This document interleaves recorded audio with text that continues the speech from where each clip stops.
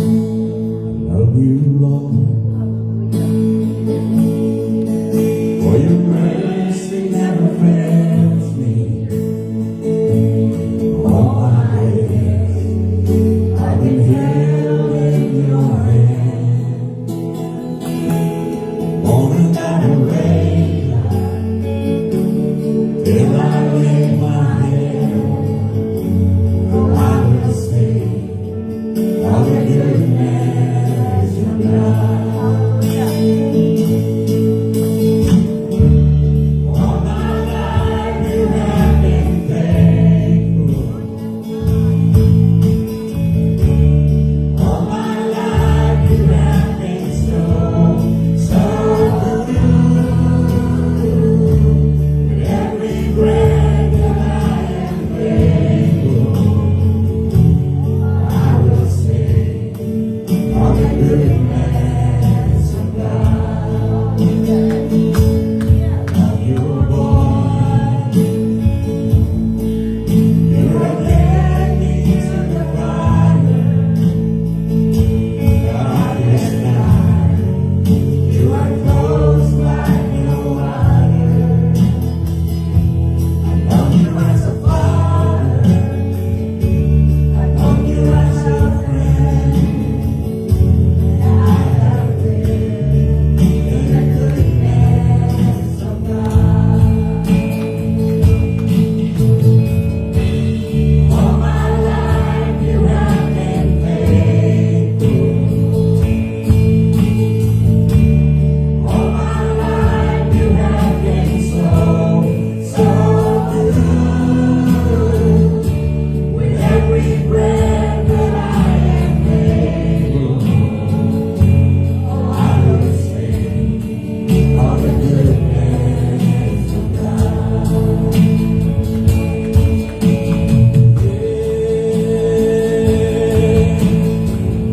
Your goodness is running after me. Your goodness is running after me. With my life laid down, I surrender now. I give you everything. Your goodness is running after me. Your goodness is running after me. Your goodness is running after me. With my life laid down, I surrender now. I give you everything. Your goodness is running after me.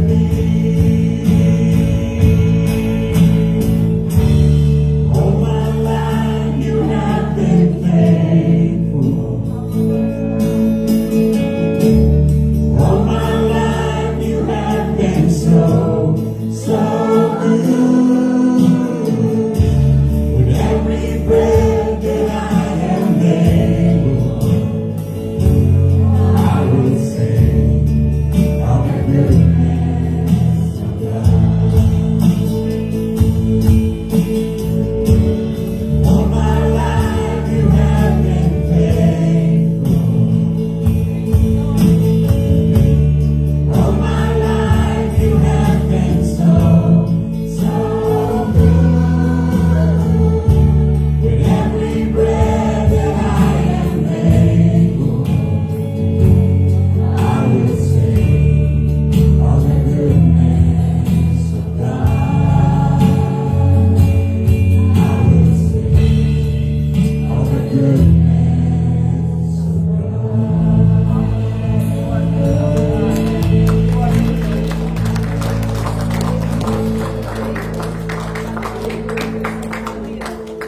Thank you, Lord. We thank you. We bless you, God. We thank you so much, God, that every day of our lives are filled with your benefits, so God. We honor you. We thank you. Be honored, God, in this place.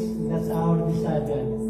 That our gratitude, Lord God, will reach out heaven and give it to the one who deserves it. We bless you and love you. In Jesus' name, amen and amen.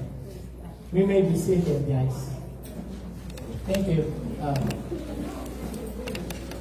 Worship me. Right. Thank you.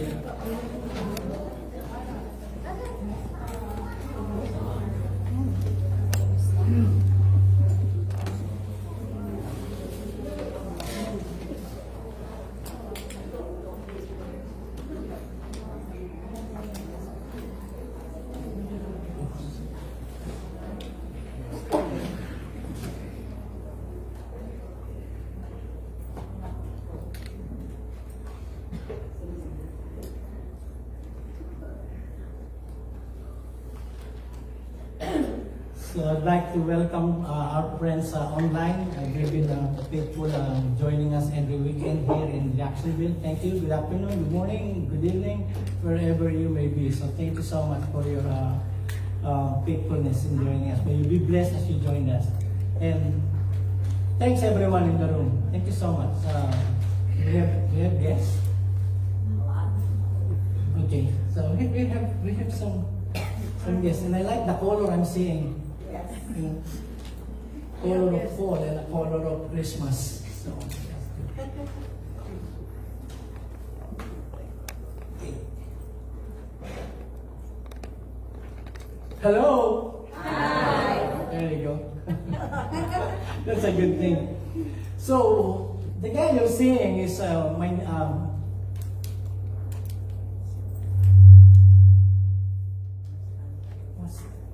am I missing? Okay. Race report first. Thank you.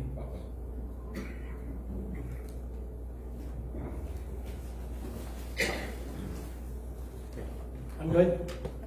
I know I'm always good.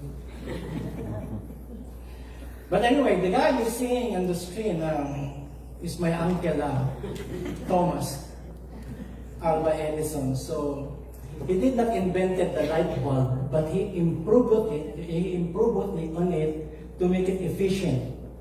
And he's got more than 1,000 patents under his name. That means that he created them, he invented them, or he proved on them. There's a big company here in the US. In fact, it's a big worldwide company, GE, General Electric. Okay, that company was derived from the company that he started. He's from Ohio, but I think he lives most of his life in New Jersey. So, and I showed him to you because of, he's got a very good, where's my, I'm missing something. Cleaner. Ah, You got cleaner?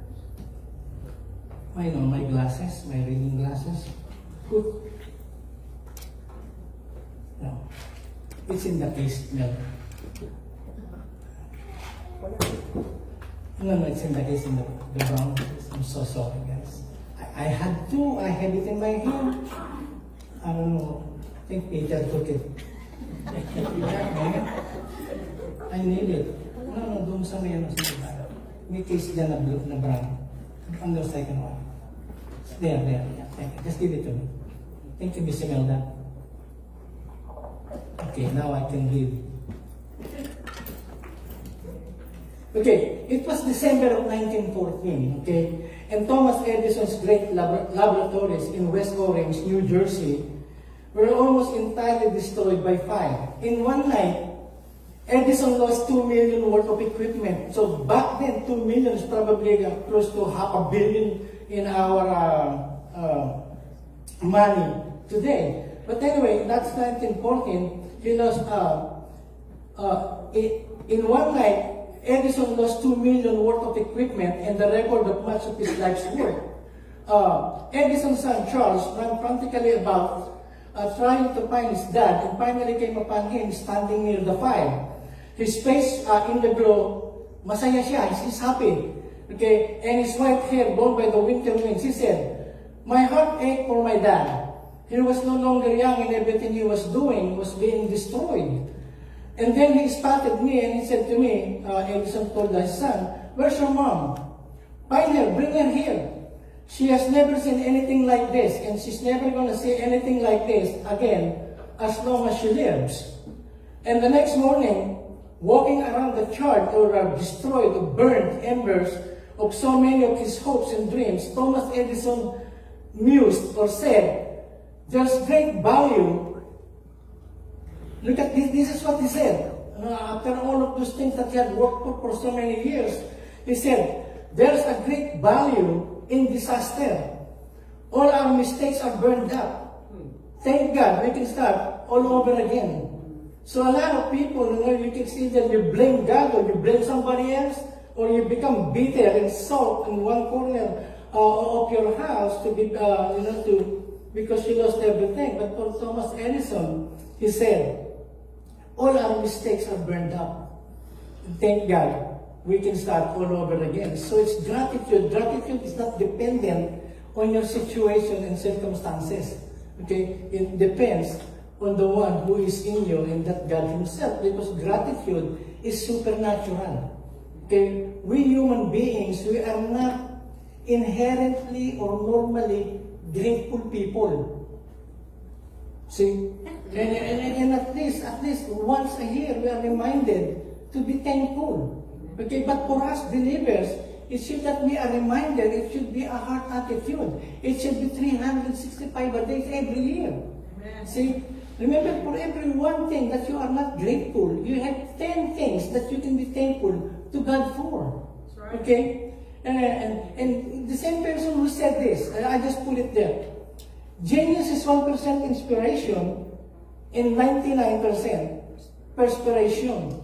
Okay, so he's a hardworking guy. He said that he was 12 years old and he was selling newspaper in the streets where he grew up. And not only that, okay, the blessing of God in his life, he's not a very good student when he was in school. In fact, his teachers told his parents that Thomas Edison is a slow learner. So what his mother did, pulled him out of school, and she homeschooled Thomas Edison. And look at what he has become. So, but anyway, giving thanks is what we're going to talk about. There's no other subject that is good to talk about during this time of the year but Thanksgiving. And you will see that in the Bible, Thanksgiving and victory and triumphant living are what? Are hymns together. You cannot separate victory in your life without being thankful. And thankful people are victorious people. Okay? Look at what it says in 2 Corinthians chapter 2, verse 14 in the Living Bible. But thanks be to God, for through what Christ has done, He has triumphed. See that? How He connects being grateful and then being victorious over us, so that now wherever we go, He uses us to tell others about the Lord and to spread the gospel like a sweet perfume. Okay? We are the aroma of God. You know that? Mabango tayo. Hindi tayo there's a difference between scent and odor. Scent is good to your nose, but odor is foul. Okay, it's bad. So we are not an odor. We are what? We are a scent. We are a perfume of God. We are the Prada of God. Chanel. We are the Chanel of God. So that people are attracted to us because we are grateful and we are victorious. Now you see, life is what it is, okay? And if you will like what happened to Edison, and it happens to us, not in terms of what happened to him, we can choose to be thankful, or we can choose to be just bitter in life, okay? So, but then here, if you want to be victorious, you have to be grateful in life. Okay, there's so many things. You woke up this morning, that's a good thing to be thankful for. You are with your family. Family is a blessing. You have to be thankful for.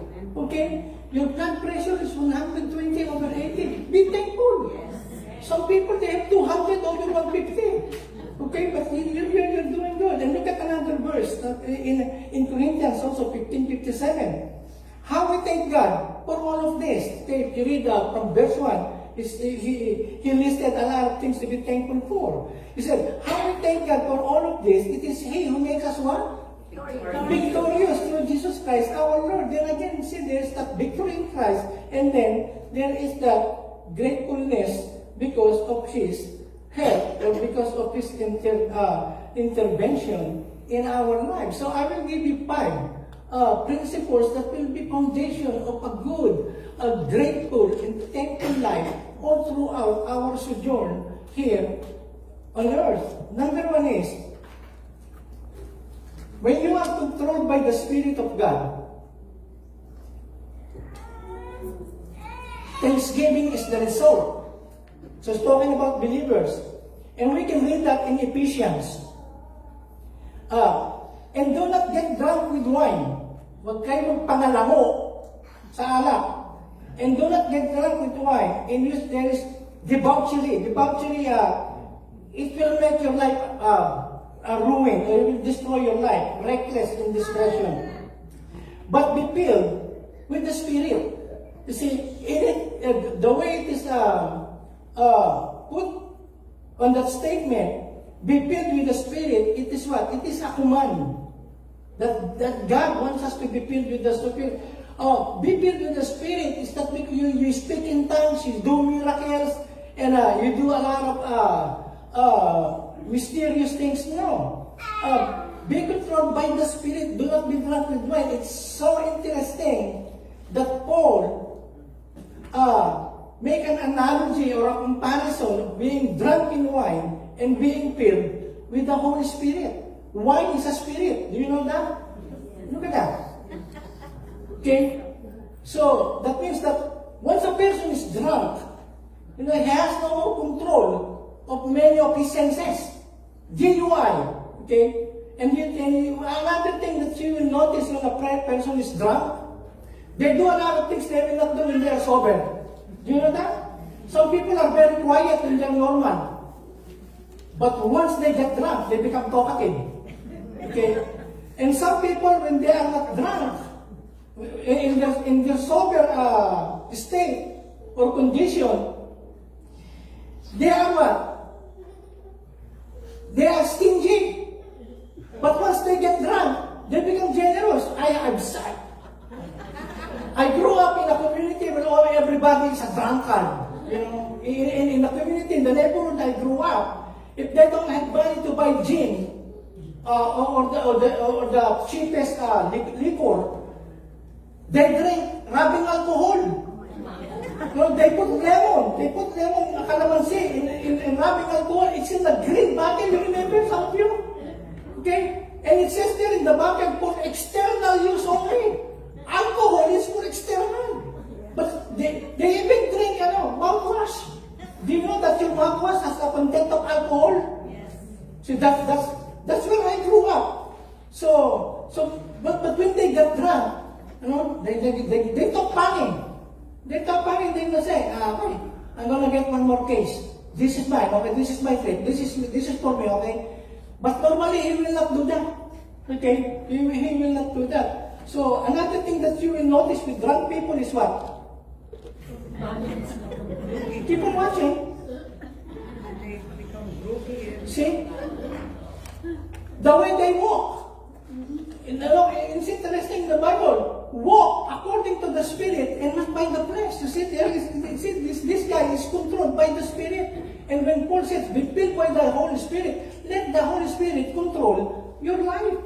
Okay? And it happens as you read the Bible, you pray, and then you continue in your Christian discipline. And then let me,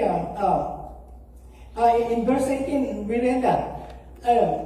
And I will teach you a little bit about grammar. I'm good in English. Okay? And some of you will say, no, your accent is different. My English is good, but my accent will not so good to you. I'm born in the South. Southern Manila. Okay? Look at, I'm reading in verse 18, okay? You can see that. And do not get drunk with wine, in which there is debauchery, but be filled with the Spirit. And then the following 2 verses, it says, is speaking to one another in psalms and hymns and spiritual songs. Even drunk people, they sing, right? Okay? Some of you really know. They're speaking to one another in psalms and hymns and spiritual songs, singing and making melody in your hearts to the Lord. Okay? Always giving thanks for all the things in the name of our Lord Jesus Christ to our God and Father. So, you remember in English class, in grammar, words that ends in ing, you know that they're called participles. Okay? Participles. In Tagalog, pangalang pandiwa o pandiwang panuring. Okay? So, sorry lang sa inyo, hindi kayo mati ng Pilipino eh. Okay? So that means, this participle, going back to that verse, just real quick, just going back, is speaking, C-I-N-G, singing and making. So, they're all participles, and then giving. Okay? They are all connected with being filled with the Holy Spirit. That's what participles do. It is always connected to the previous statement. Okay, so if you are filled with the Holy Spirit, you speak to one another not with gossip, but you sing songs that honors God. Okay, and then another thing, it doesn't matter if your voice is good. You can still sing. Music and singing is the best expression of the soul. So, you want to hear some of my love songs to my wife? Huh? Oh no, she's telling me, no, stop it. Making melody with your hearts to the Lord. And then look at this. Verse 20, always giving thanks. Not only when you feel it, or when you like it, or things are going your way, or you're having the things that you always want to have, but just always giving thanks for all things. Not just for some or many or most. It says, for all things, in the name of our Lord Jesus Christ, to our God and Father. So that's what the ing means. Okay? So it's a participle, it connects. If you are filled, those are the things that you will be doing in your life consistently. And then 21, look at this. Submitting to one another out of reverence for Christ. So submitting has something to do with respect of other people. Okay? And then when you submit, you're not always the boss. Okay? Hello? No, some of you are wives. I don't know about that. Okay, husbands. It's the same thing. Submitting to one another, there is that respect.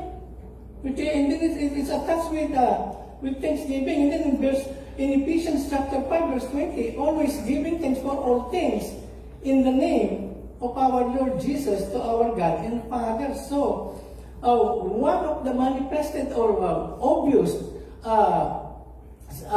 things that people see or that you experience in your life when you are controlled by the Holy Spirit is that spirit of gratitude. Okay? Pasasalamat. And then the second is, when we are committed to the Word of God, thanksgiving is the result. Okay? When we are committed to this, to the Word of God.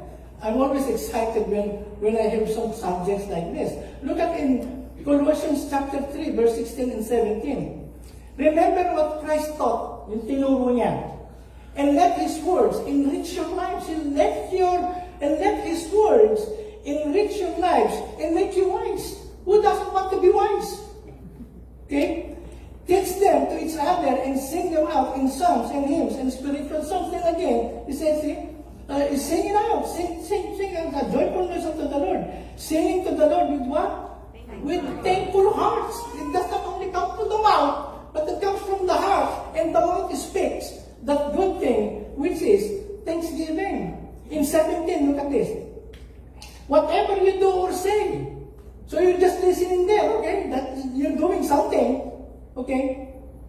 Let it be as representative of the Lord Jesus and come with Him into the presence of God the Father to give Him you what? Thanks. Your thanks. You know, in fact, if you read the whole Bible, there are about 155, I think, 155 reference to the word thanks and all the cognate words, meaning all the relative words like thank you, thanksgiving, thanking, and things like that. So it's a very important word in the vocabulary of God and should be in our lives. Amen? And God, He says, let your lives be enriched, or let the word of Christ dwell in you richly. Okay, the other translation. Because you know what? The word of God is like a toolbox. It's like a toolbox. What do you do with many of the tools, okay? You can do a lot of good things, especially here in America. One of the things that I like is to what? To get tools. Okay? But the only problem with me, and my wife loves it, I lost things. See? And then what she doesn't like is, if I cannot find it, I will buy a replacement, but it's only in the other room. And then when she comes up with it, see how much screwdrivers we got.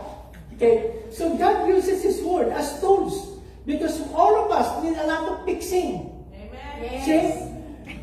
Yung iba sa atin malulubat tong ninyo. You see? We have a lot of loose bolts and screws on our head. You know that some Christians? See, that's why they behave, they talk, they relate to other people. Because most of the screws in their head are loose. You know? You know some example? See, one group here, they are enjoying the party, and then you are there, and then you are saying, why we are not invited in our row? Why only here? See? And the Bible tells us, rejoice with those who rejoice. Okay, and weep with those who weep. So big love when other people are happy. Instead of always saying, ba't ka hindi kasama? Kaya ka hindi ka sinama kasi killjoy ka eh. You see, you will just ruin the party. You see, so God tools, God's word comes handy. Ano? Sikpan ko dito sa anong sentido niya. And then, the word of God, he said, when you are committed to the word of God, the end result or the result of it is being grateful, being thankful. Magpapasalamat ka. Ano, I will not quote a lot, but I will just quote this. Psalms 103. Look at this. Okay, if you read this more than once, and then you try to digest it in your spirit, you have no other recourse but to be thankful to God. Look at what David said, or the psalmist. My soul praise the Lord. That word praise includes thanksgiving. Okay, every time you see that word praise, it involves or it connects with thanksgiving. My soul praise the Lord. Every part of me. Okay? Praise His holy name. Look at this verse 2. My soul praise the Lord and never forget how kind He is. God is a kind God. Let us not forget all His benefits. Look at verse 3. He forgives all our sins, not just many, all our sins. The Bible, amen. The Bible tells us, blessed is the man whose sins are forgiven. This is He forgives all our sins. That in itself is a reason to be thankful to God. All our sins. Okay? And then it says, and heals all our sicknesses. See, and that's the Bible. The Bible tells us, and He heals all our sicknesses. And then verse 4, He saved us from the grave. That's death. Not only eternal separation from God, but physical death. He saved us from the grave, and He gives us love and compassion. That's ekad, or that's esed, which combines love, mercy, and compassion. He gives all of those. And then look at verse 5. I like this. Okay? If you are a member of AARP, and you are receiving already your Medicare and Medicaid, look at what it says. He gives us plenty of good things. He makes us young again. Hello? Do you know that Americans spend billions of dollars for makeup? See? To rejuvenate? Okay? And even Ponce de Leon, you know, when he went to St. Augustine, he's not looking for any decoration of lights in St. Augustine. He went there thinking that he can find the fountain of life. You know why Michael Jackson and Elizabeth Taylor are buddy? Because both of them, they don't want to get old. Okay? But the Bible tells us, if we are thankful to God, He makes us young again. See? Kaya kulubulbot ka, paano palagi ka nakasimangot?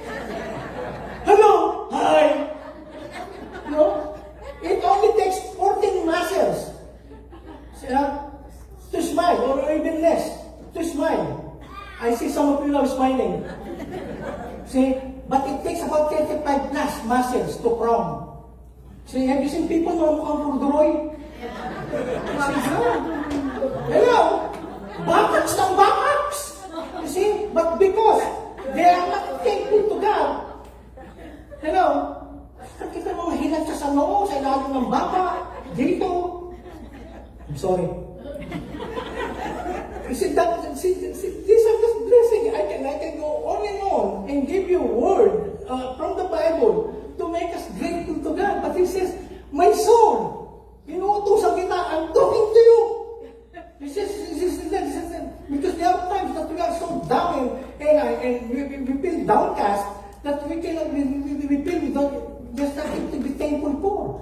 So the psalmist is talking to himself and said, my soul, huwag kang pamilin nyo. Stop being something in the corner. Stop being bitter. Stop being negative. Rejoice. There are so many things to rejoice. You are forgiven from all of your sins. You are healed from all your sickness. And then, hindi lang yun. Verse 5 again. See, He makes us young again. Like an eagle. Okay, and I did not continue that. Like an eagle. I made a preaching of an eagle a few years ago. And this is an extraordinary animal. Okay, but I will not go into that. So, when you are preached, when you are filled with the Word of God, you will find that there is so much to thank God for. Okay, and then the number 3, when you are characterized by the peace of God, thanksgiving is the result. See, another one is peace. Okay, not only the guidance of the Holy Spirit, not only the Word of God, when we enrich our lives, but the number 3, a principle is, when you are characterized by the peace of God, thanksgiving is the result. Look at what it says in Colossians 3:15. Let the peace of heart that comes from Christ, see, it will never come from how much money you got. It does not come from how many friends that you can have. It will not come on how much wealth that you're gonna have in this life. It's not available on this planet. Okay? The only peace that is true peace from the heart comes from Christ. Okay? That's what it says there. Let the peace of heart that comes from Christ be always present in your hearts and lives. You see? For this is your responsibility and privilege as members of His body the church. We are the church. And what again it says? And always be thankful. So, peaceful people are grateful people. And I found this so true. Okay? Ang mga mahilig makipag-away ay mga masusulit na tao. No? Huwag kayo titingin sa katabi nyo. See? No? Ang mga tao, I'm speaking in Tagalog and then I will translate that in English. Okay? You cannot find a happy person looking for a quarrel. But the person that always looks for a fight, looks for something wrong against other people, are those people who find no reason in their lives to be happy and to be thankful for. And that's why it says that, let the peace of heart. If you have Christ in you, you are a peaceful person, then the next thing that you're going to do is what? Always be thankful. Okay? I always be thankful. I don't like oatmeal. Okay? I love cereals. And especially those that are coated with a lot of sugar. Okay? I like bacon and egg for my breakfast. But now that I'm getting older, and I was diagnosed with type 2 diabetes, hello, I love oatmeal. And not only that, with flaxseed. And not only that, with chia seed. And not only that, not whole cow's milk, skim milk. Every day, that's my breakfast. And now I'm learning to be thankful because all of those grain and those powder that my wife is adding to it, it does not taste good, but it's healthy. Hello? Every morning after I ate my oatmeal, my wife on the other side of the house, Dad, what's your sugar? 140. See? To hell, that's so high. More oatmeal. Okay. And I'm being thankful, that I have a wife who always tells me every night we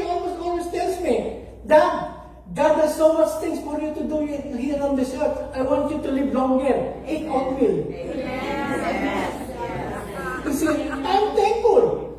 So back in the Philippines, we don't have oatmeal. Most of the time, we don't have breakfast.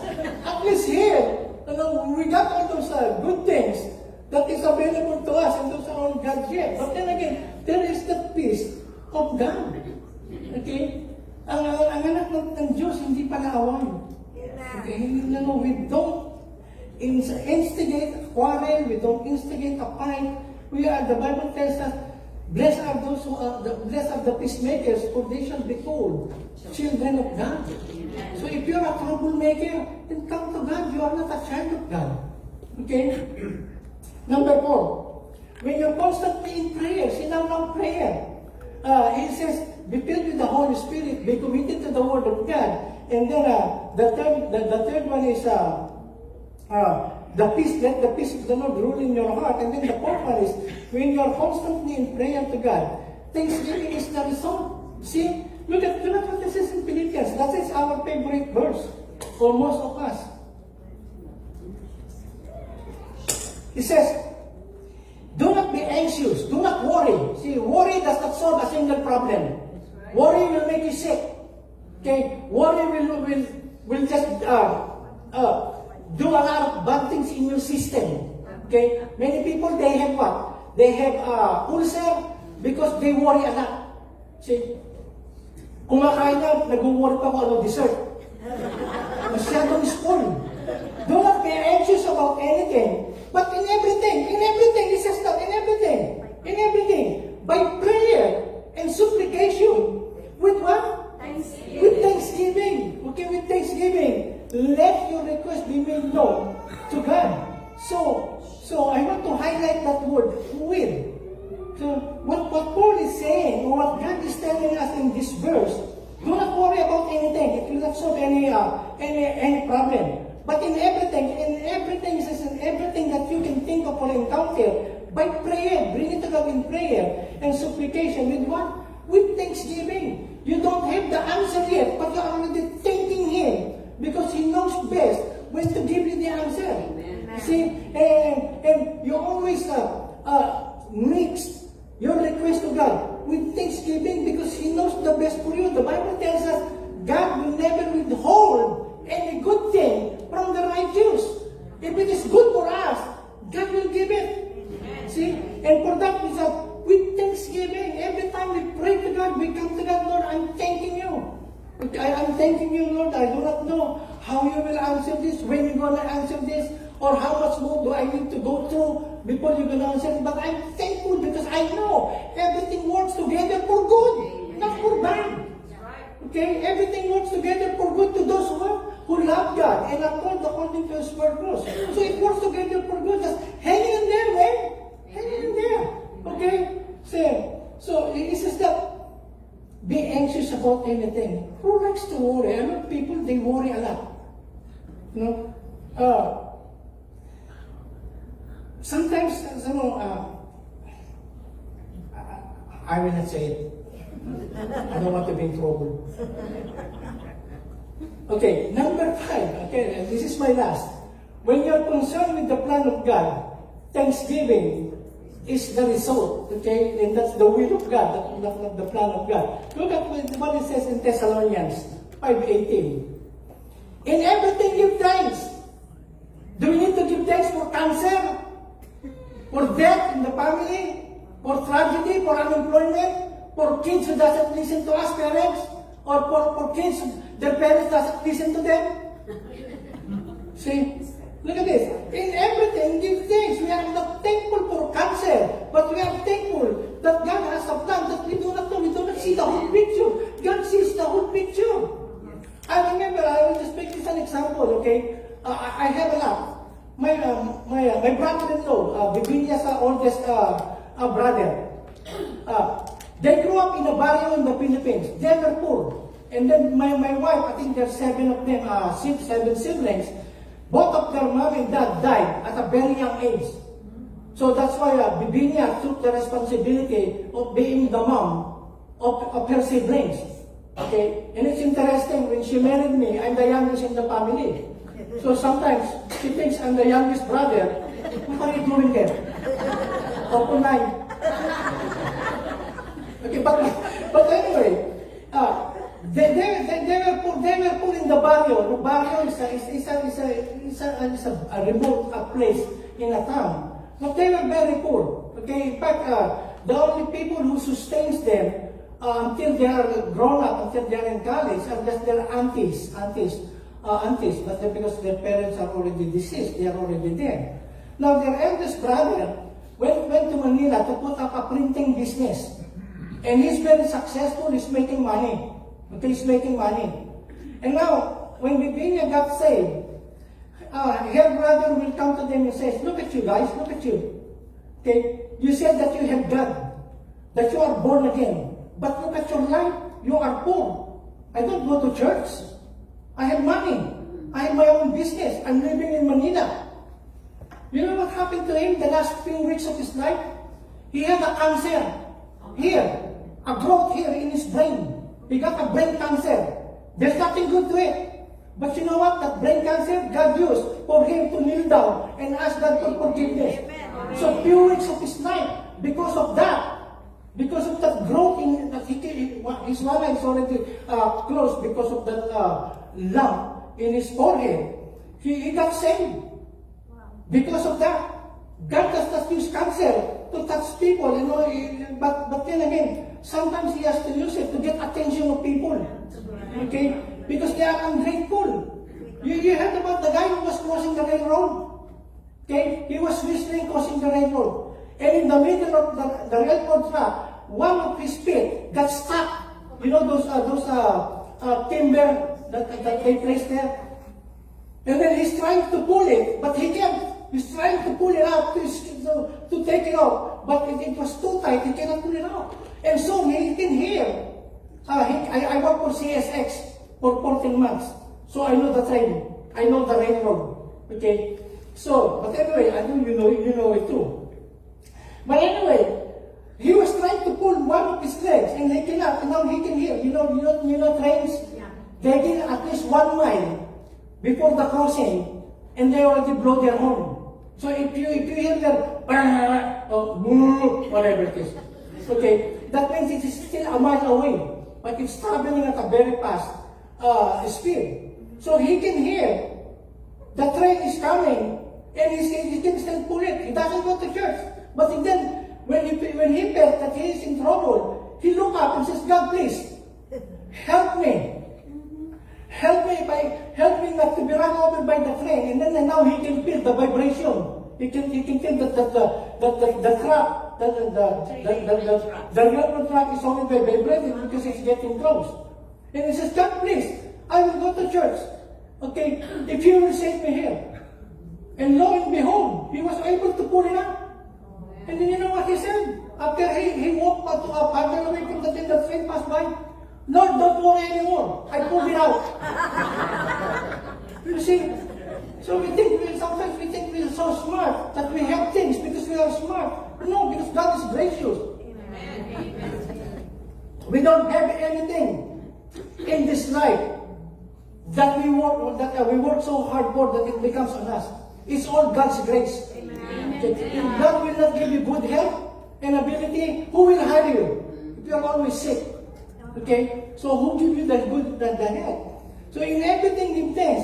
For what? This is the will of God. Some people ask me, Pastor, what is the will of God for my life? I'm trying to find out what's the will of God in my life. Am I going to be a missionary? Am I going to be a Sunday school teacher? I'm going to be the leader of the worship team, or I'm going to go to a foreign field to share the gospel of God. So those are all good things. But here it's very clear what the will of God for every child of God. In everything give thanks, for this is the will of God in Christ Jesus concerning you. He wants you to be grateful. He wants you to be thankful. That's His will. It's very clear. Amen to that. Amen. Yung kalooban ng Panginoon, maging mapagpasalamat ng tao regardless of what you have and what you don't have. Amen? Tagalog, at pagpasalamat kayo kahit ano ang nangyari. Look at natin Tagalog. If you don't understand the one in blue, go upstairs. At pagpasalamat kayo kahit ano ang nangyari Dahil ito ang kalooban ng Diyos para sa inyo, yung mga anak kay Kristo Jesus. Magpasalamat kayo, yan ang kalooban ng Panginoon. Every time you are grateful and thankful, you are doing the will of God. Okay? Every morning when I wake up, I thank God for healing my decisions, for the forgiveness of my sins, and for life itself. Every morning, since these are all your good gifts. So some of you were thinking, oh, it's Christmas again, I'm going to get that, I'm going to buy that, I'm going to receive this. Nothing wrong with that. But you already have the best thing in life that you can be thankful for. Okay? And that is your life, and that is, and the Savior who has come into your life. Okay? Look at this. I put it unplugged. Okay? You know, we are living in a culture that are what? That they think they are entitled. See, that they need to receive, let's say, from the government because they are entitled to it. And that's the culture, unthankful and entitled. And some of our kids, sad to say, I'm not saying I got 2 kids here, okay? I got my 2 daughters here. But then I see this. They are not so expressive in thanking their parents for the many sacrifices they have done for them. Okay? They think that they deserve Apple 17 Pro. They don't know how much it was. They think they deserve a car from their parents and pay the insurance and the gasoline and all of those. And they don't even say thank you. Hello? You are my parents. Hello? Nakakabayaran ako ng ano. See? Masabi ng anak ko, your child will tell you, I'm your child, you're my parent, it is your responsibility to take care of me. That may be true. But it's your responsibility as a child, as a recipient of their goodness and sacrifices, to be thankful, to be grateful. There is a saying in Tagalog, ang hindi lumingon sa pinanggalingan, hindi makakapunta sa paroroonan. That speaks of gratitude. Nakakalikot so many people, right? You just give them something for free. They won't even say thank you. See, to me, it really bothers me. No, because only unbelievers look at this. Look how God takes ungratefulness. Look at in Romans. Are you still there? Yeah.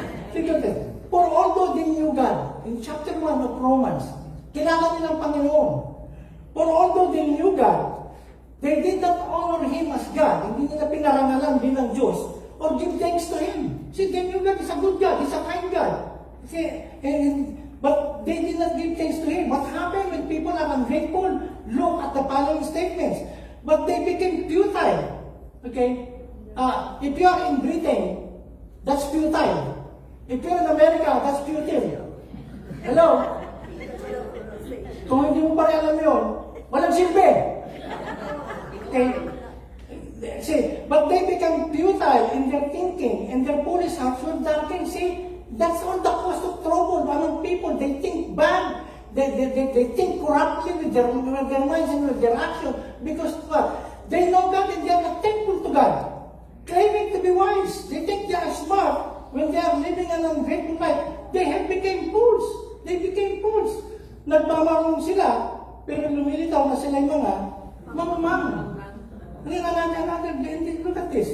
It describes our culture. And this was written more than 2,000 years ago. But notice, okay, Paul was talking to Timothy, who was probably just a young teenager back then, or probably in his very early 20s.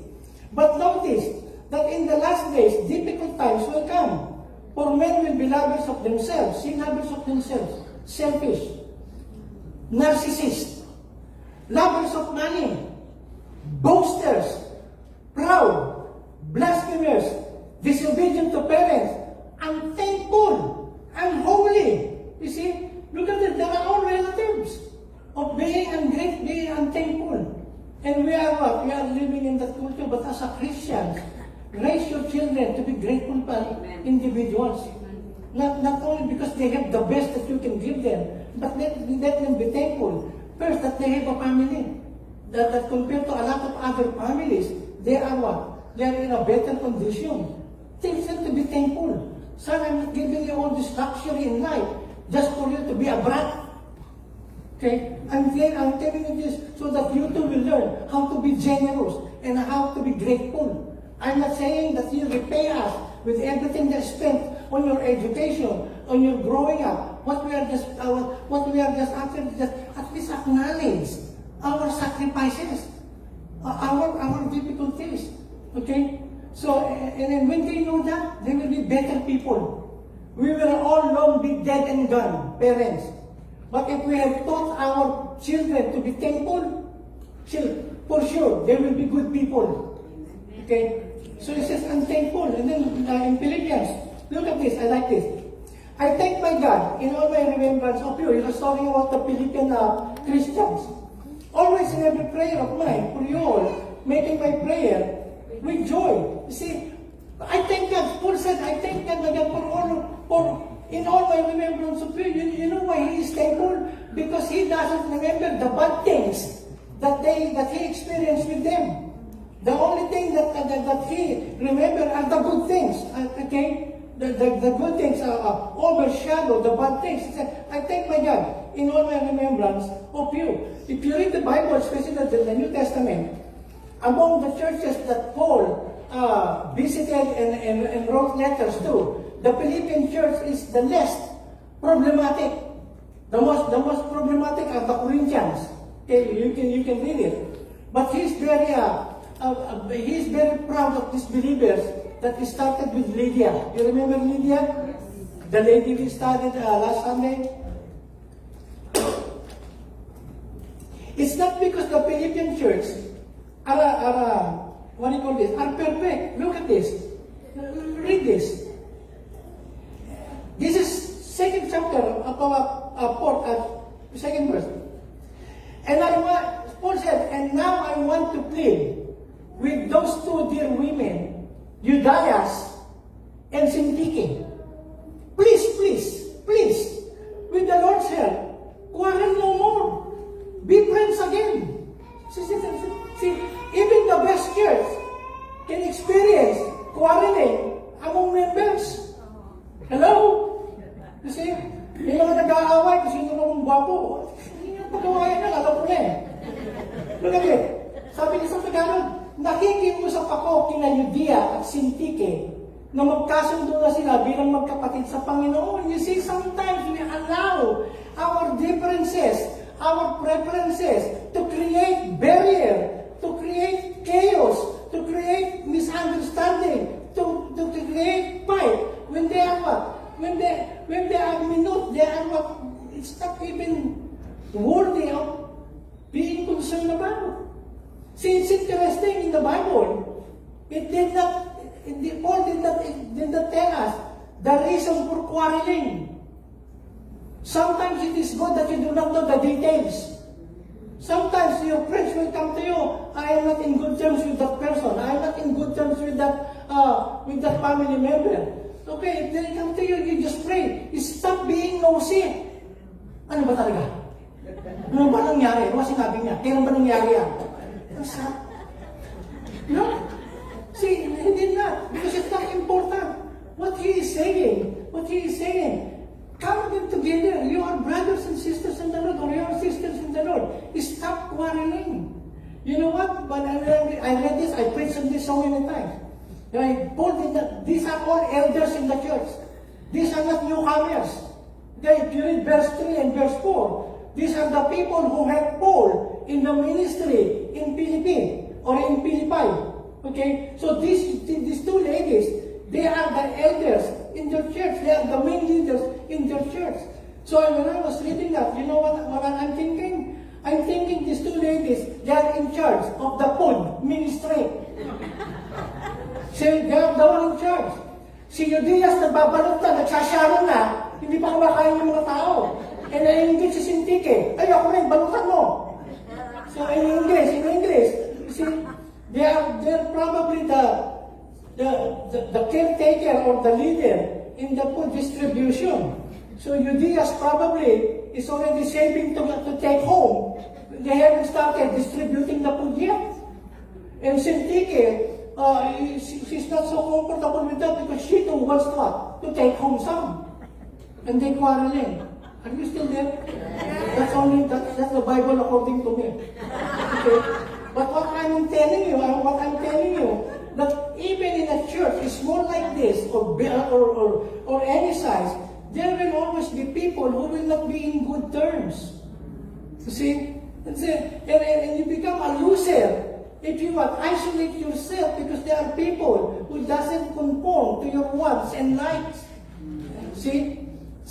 And you see, but if you are, you know, in verse 4 of chapter 4, the solution for quarreling, he says, rejoice in the Lord always. And again, I say, rejoice. Because if a person is happy and thankful, he will not be interested in quarrels. Okay? They don't believe. Okay? They don't believe. And then I will end up with this. And this is the one who wrote this, Paul. Okay? His letters to the Philippians, Colossians, Ephesians, and Philemon, those four, he wrote them while he was in prison. Okay? But look at how he described himself. He's the one telling them to be thankful to the Lord, always give thanks, and everything give thanks. But look at his life as a believer. They say they serve Christ, but I have served him far more. So he's talking about the false teachers. Have I gone mad to boast like this? I have worked harder, been put in jail more often. Can you imagine? Being put in jail more often. I said, I have worked, been whipped times without number and faced death again and again and again. Nabibingit sa kamatayan. 5 different times, the Jews gave me the terrible 39 lashes. That's the latigo. Okay? And then 25. 3 times I was beaten with rods. Once I was stoned. 3 times I was shipwrecked. Once I was in the open sea all night and the whole next day. Okay? 26. I have traveled many weary miles and have been often in great danger from flooded rivers and from robbers and from my own people, the Jews as well as from the hands of the Gentiles. I have faced great dangers from mobs in the cities and from death in the deserts and in the stormy seas and from men who claim to be brothers in Christ but are not. I have lived with weariness, kapaguran, and pain and sleepless nights. See, nagkakaroon pa ng insomnia. I have lived with weariness and pain and sleepless nights. Often, I have been hungry and thirsty and have gone without food. Often, I have shivered with cold, without enough clothing to keep me warm. So this is the one who wrote Thessalonians and Corinthians and everything give thanks. See, but he went through all of this, bad things. None of us in this room have gone through the experiences of Paul. And yet Paul, in spite of all those difficulties that he has gone through in his life, he can always say to other believers, rejoice and be thankful to the Lord. In everything, give thanks. In everything, give thanks. Okay, you are a child of God. That alone give you a good posture to thank Him. Look at this. Can you read it with me? Yes. 1, 2, 3. It is good to give thanks to the Lord, to sing praises to the Most High. So giving thanks is not a bad thing. Okay? And giving thanks is something that we express. Sometimes we people, we come to that notion that he already knows, she already knows. No! Express it. Express. You remember the 10 lepers? 10 lepers came to Jesus, Lord, have mercy on us. But then if you are a leper, you are as good as dead. Okay? No cure. You are isolated from your family, isolated from society. You cannot go to church. And you stink. When you rub your nose, you will see the pieces of your nose in your handkerchief. Okay? And that's leprosy. And when they came to Jesus, Jesus healed them, 10 of them. Okay? But only one came back and said, thank you, Lord. Thank you, Lord, for healing me. You know what Jesus Christ told to the guy? I healed them. Where are the 9? Why only one came back to give me thanks? See, God is what? God is waiting for us to be thankful every time we receive anything from Him. It's not an accident, it's not coincidental. But God is a good God. Saan ako napunta? Lumayo na lumayo. Napindot ko. Okay. It is a good thing. Look at what James said. If anyone then knows the good they ought to do and doesn't do it, it is what? Sin for them. What is that? If you're not gratitude or being thankful is good, then do it. Do it. Amen? In everything give thanks. Let us be grateful people. Amen. Amen. Thank you, Lord.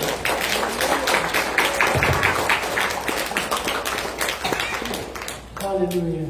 We thank you, God. We thank you, Lord, so much, God. It's not only 10,000 reasons, God, that we have to give you praise. We bless you, God. So, as we close the service today, may gratitude not simply be a word on our lips, but a posture of our hearts. May we see God's goodness in every season, recognize His good hand in every blessing, and trust His purpose in every trial. Let us not go out and live lives that declare, let us go out and live lives that declare the Lord has been good to me, and may our thanksgiving overflow into worship, obedience, and love. God, we honor you and we bless you. Make us grateful people, Lord. And forgive us for many times we just take for granted the many benefits and favor you are doing in our lives and in our family. It could have been worse, God, had you not intervened in our lives. But thank God, you are part of every part of our lives. And for that we are grateful. Amen.